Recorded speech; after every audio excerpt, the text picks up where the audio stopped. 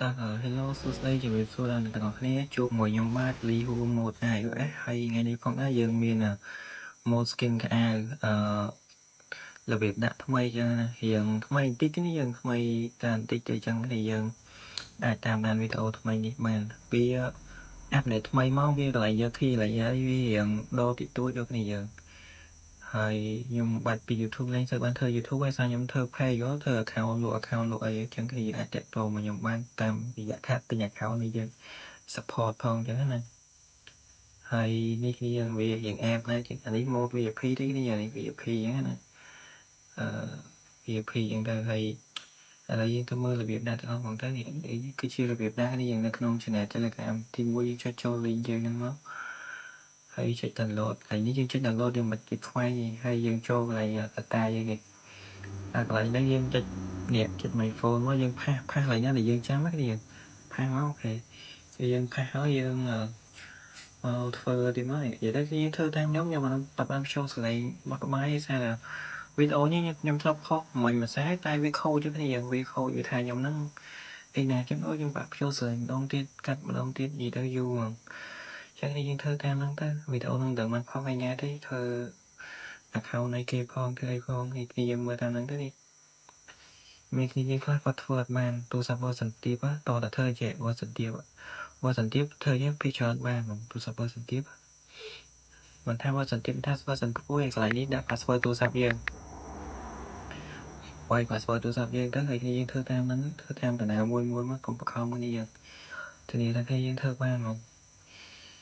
ហើយយើង scroll មកលើគេអស់មកហើយយើងចុចទៅលេងមកហើយ scroll មកពីខាងក្រោមគេនេះហើយបើកន្លែងនេះបិទយើងបើកអស់មកហើយបើសិនជាវាបិទចេះយើងបើកវាអស់មកដូចនេះកន្លែងនេះ3ដូចនេះអូនេះឆាតមកធ្វើ account នេះទៅនេះធ្វើ account ច្រើនណាចូលសាមីពេលនេះធ្វើ Facebook ចឹងណាធ្វើ YouTube ច្រឡំចឹងហើយយើងមើលតាមហ្នឹងទៅហើយថ្ងៃហ្នឹងខ្ញុំធ្វើលើ server រកាតហើយ server រកាតខ្ញុំមាននេះស្អីគ្នាចប់បានយើងអាចឆាតសួរតម្លៃស្អីខ្ញុំបានចឹងយើងចូលមកហើយយើងធ្វើមួយតាមហ្នឹងទៅខ្ញុំអត់សមជួយស្រីខ្វះក្បាយយើងអស់កម្លាំងពេកនេះយើងចុចមកតាមខ្ញុំមកវីដេអូនេះធ្វើឲ្យសិស្សវាយល់ខ្វះក្បាយនេះវាប្រាប់ពេកឯណាមួយខ្ញុំធ្វើវីដេអូច្រើនចឹងគ្នាយើងខ្លះគាត់ប្រកាសជាចេះថតចំណុចហ្នឹងហើយសារខ្ញុំប្រាប់ពេកនៅចូលស្រីដែរពេកនិយាយអីមិនដល់យើងផាសតាមវីដេអូហ្នឹងមួយមកផាសមួយមកពីម៉ែយើងចេះផាសអីអស់មក